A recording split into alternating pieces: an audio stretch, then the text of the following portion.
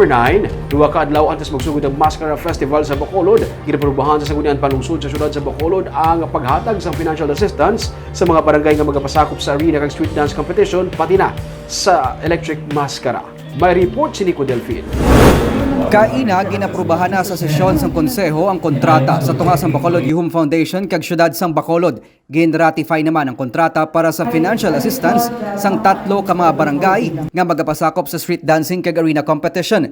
Ginsiling ni Councilor Thady Saison nga tanan nga mga kabaranggayan nga magabaton sang financial assistance ang dapat mag-submit sang program of works kag liquidation para sa pondo nga halin sa syudad kag foundation.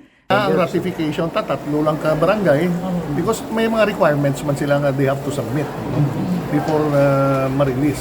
So, I don't know. Ang kaginang gin-ratify, ang ila contract is 3 lang ka barangays. I don't know about the rest, basi kulang pa ila papeles. I don't know. 17 tanan ka mga barangay nga magapaindis-indis sa street dancing kag arena competition ang magabaton sang tig 500,000 pesos nga subsidy.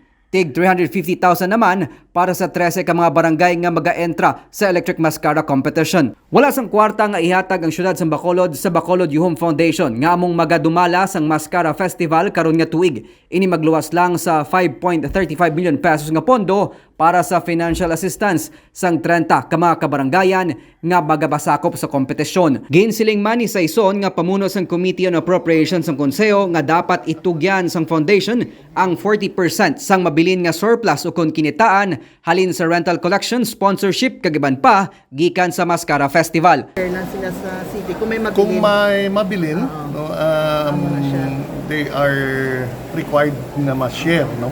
At the same time, they are also required to give financial report after the activity. Ara na sa MOA, sir. Ara sa mga. Pero hindi sila subject sa liquidation sa COA.